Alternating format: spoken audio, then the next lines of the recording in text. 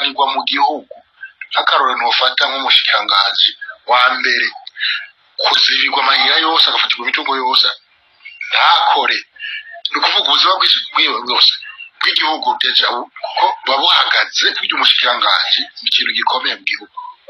umuntu yubaha akomeye urabona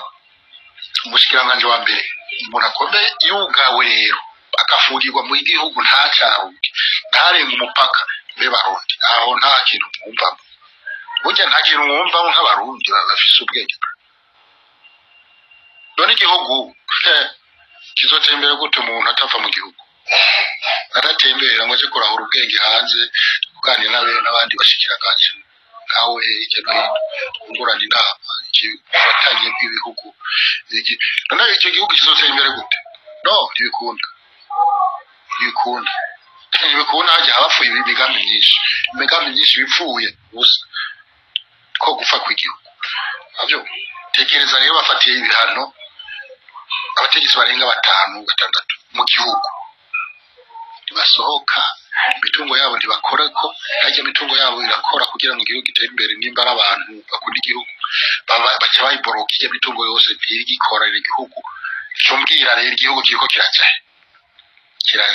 nabyo perezida agira gutya kazayi agira gutya igikorwa cyo bishobora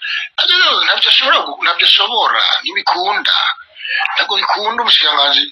n'abandi bagera ku barenga 10 barugawe we bumva none abasigaye kwanza so asigara akora wenyene kubera yuko none bajya abantu bose bahagaritswe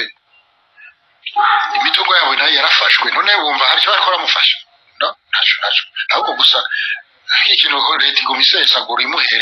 imuhereza kandi yarahagaritswe adakora ntakaza afise muri make ntakaza bafise mu gihugu bavyumvise burya ururega uko umutegetsi yafise akazi agiriye atumwa hanze mu bindi bihugu kuzana ubundi bwenge kuzana indi migambi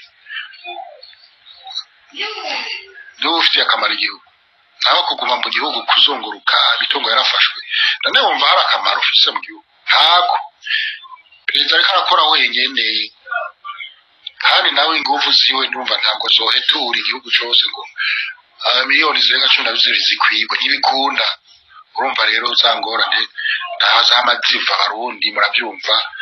ikijemba n'ababwira ndi kubusa jewe naho bavuga ngo biki nzoguma mvuga mugabo ndazi ko abumva bazumva ibi bintu ko ntawe uzobisanirako rero ibintu Tanzania kirakora yagombye kuva inyuma y'impunzi naho bijyana ikintu batazi iyo igihugu cyafashe neza impunzi zagihungiyeko kiratunganywa kuko burya impunzi zizana imigisha mu gihugu bijya n'ibyo bimwe dusoma muri Bibiliya ngo narishwe n'inyota ntiwamutwuzi ko kunywa narajyambitswe mu bitaro ntiwasanga uza kunsura nari nshonje ntiwangaburiye nuko abona narenganijwe ntiwaza kugira iki kuntabara bya bindi by'umusamariya n'ikindi bazamushako aho yaguye hasi kubera namba y'inzara nibari yaragwaye urumva ibyo byose ni ibintu byo bikwereka Tanzania uko yigeze ahantu ruhande yerereye cyo bisiguka n'ibyo dusoma reka ntabi impunzi rero utayifashe neza guhungiye ko hajya sobe maso ubonye impunzi guhingiye kuzobe bikefo kubera yuko ntubuzi hajya niho ubuntu bw'Imana buzira hajya niho imihezagiro y'igihugu ikomoka kubera igihugu cy'iwabo cyarabomoye wowe urabakiye n'umutima mwiza hajya uzobakire neza ubafate neza uzirabire ibikorwa mu gihugu kuko kenshi hari n'igihe Imana igahezagira we izo mpunzi ahubwo zikaba abantu imitima myiza tena bamwe bakavamo bakaba abanyagihugu bagakorera igihugu burya kiba cyicungutse igihugu kiba cyungutse no kuvuga Imana bivuze ati uno mugisha ndabahaye ibyo ibikorwa bazokora byose n'ubutahe wanyu ni kuvuga inyungu zanyu n'umugisha n'abantu muhezagiro ndabahaye mugabo Imana ntibivuze ngo abantu babahebeye cyangwa n'ibikoya abantu nabundi natware mwe n'Imana nta muntu afite uburenganzira ku wundi oya ese abantu batwebwe n'ibyo twigira ibintu by'ibinandi bitakore bintakogwa ko gusa kurenganya abantu turaba Imana twese nta muntu ashinzwe ubundi mu buryo bwo kuvuga ngo nguru wacu apana aya kiba cyana na kimwe ntaho byanditse urumva ntibivuze ko nimba Imana yihezage mu buryo nk'ubwo ko we mu Rundi niba ufite n'ubwo n'igihugu cyane utazosubira iwanyu apana uragenda ushatse avuga ati ndashaka kwitahira iwacu mu gihugu cy'amavuko uragenda kuko Abisirayeli cyane uko byagenze hamwe barafite ubwenegihugu n'ibindi bashize mu butegetsi bashikiranganze barabaki bongozi mu gihugu cy'Egiputa mugabo bose Imana yishizeho finali ibonye ko igihugu cy'iwacu cyatunganye yavuga ati ziyo mutahe baravye ngo twarabashikiranganze nizoya icyo kikwereka ko Imana ni Imana nta ufise uburenganzira ku wundi je nkacengira ko ngaya abantu bakuzima bataho yaho n'umuriro tekikabisa bo rero cyane je nacyumbirije mama ndabaye dukurisha yababaje byukuri ndavuga ati tondagaye mu Tanzania irazi impuzi cyarico babona bafisa kugahingwe mu bihugu bibakikije byose amahoro bifise none ati burya ibintu byakoraga ariko ubushobozi bwabo hari ubwenge bwabo ko bize cyane rwose cyangwa ko bafise igisirikare gikomeye uburinzi bukomeye maneko zikomeye cyane polisi gikomeye apana suko kwa kutamenya ko umwana w'umuntu niwe navuga ati ukira byibagiza gukinga abarundi je nako gukira byibagiza gukinga kenshi niko bimeze kabisa ngo gukira byibagiza gukinga bumva barakize baratunganira amahoro barafise iki n'iki byose ntangoranye bumva ibikorwa birendereye hirya no hino iterambere bagiyongera umunsi ku munsi babona ntangorane mugabo ubahungiye ko ni zero imbere yabo ntacavuze urabona acavuze kandi muri make burya impunzi iyo zinje mu gihugu runaka zihungiyemo igihugu zihungiyemo hari amahera gihabwa yo gufasha impunzi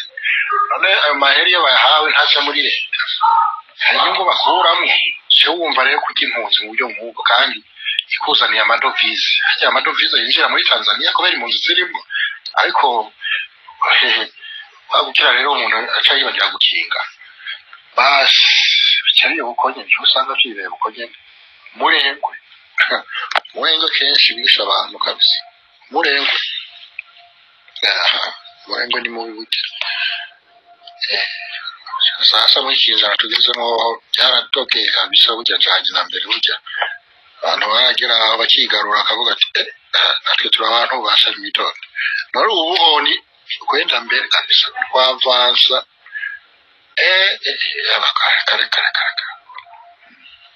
naho kagire kazime baca bahatsa basubira akahatsa bushasha yego shadomeka vuba babona ikinjana aho kiratumara huko ni hatari leta z'ubu bidaje so nuko rero bene wacu bene data bene mama mwese muri hose bari mu gihugu bari hanze ndetse n'izisi intebe dukwiye kwiga uburyo byogenda uri hanze uri mu gihugu tukunga ubumwe ibyo twokora ababwiye ati abanyapolitike bo aba abanyepolitiki baba baza badukanisha ko bize bamenya uburyo bagomba gutwara ariko burya nawe nababwiye ati gutwara si ubwenge karemano ni zero kuko burya igihugu cyatwawe n'umuntu afite ubwenge karemano nicyo usanga gitekanye kenshi kandi cyatera imbere. So amashuri ntacyo avuze, amashuri ntavukanwa ko ubwenge nibwo bw'ingenzi iyo utwarisha ubwenge karemano hawe n'Imana kuko niba waba ucafuye nta gasembwa waba ufise. Icyo gituma usanga ibintu bigenda neza mugabo ticanze nko kuvuga ngo narize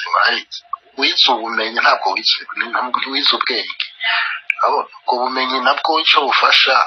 no kunganira ubwenge no kujya umugore n'umugabo, umugore ari umufasha w'umugabo, rero ubumenyi ni umufasha w'ubwenge.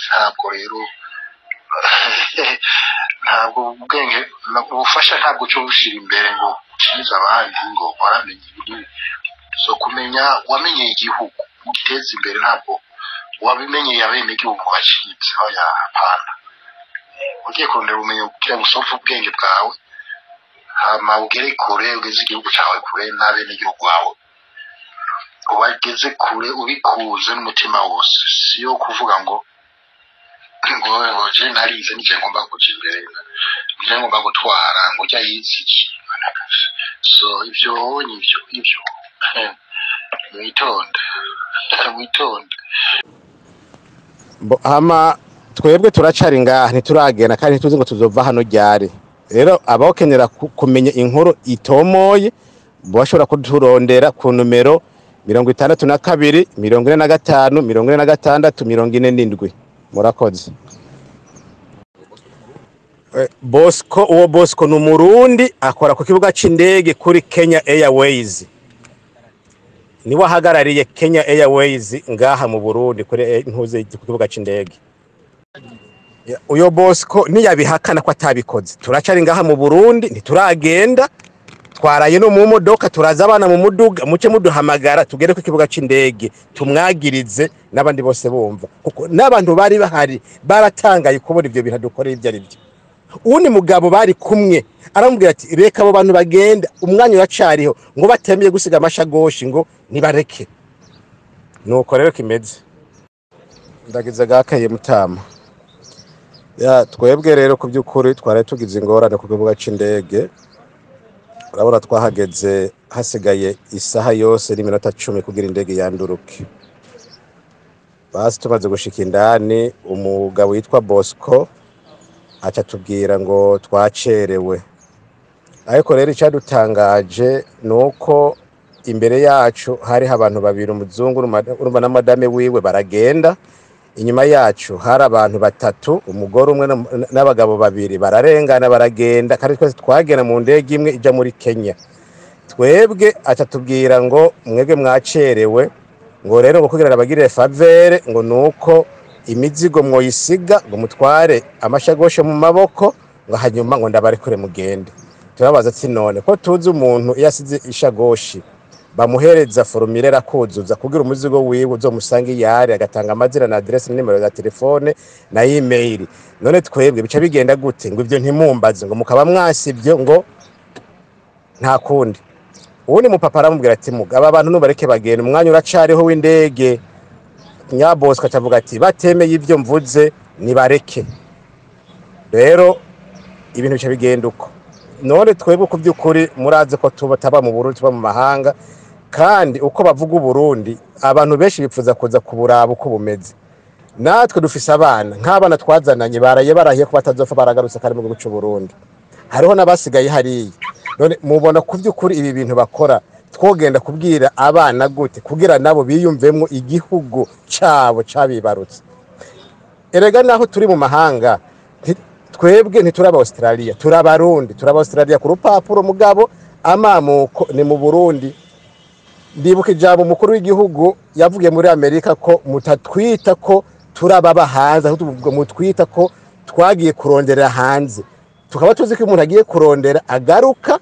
iwabo. None mubona ko ibyo twaragiye dukorewe ku rwego c'indege hari agatima tuzosubira kandi kugira ko kugaruka ino. Rero iki kintu n'ukuri tubasabe muraba ukuntu mworekibisha ibi bintu ntibizosubira kandi kuba kari ngo si ubwa mbere si ubwa kabiri uwo bosi ukabikora urumva rero turabasabye ku by'ukuri ibi bintu byaraye bibaye ni ibintu byo gutukisha igihugu ni ibintu byo gutukisha intwaro biboneke yuko abahuta atacu urumva bashoboye none rero nukuri urumva turabasabye iki kintu mugikurikirane neza kugira ngo Uburundi ntibuzogende buvugwa nabi nuko murakoze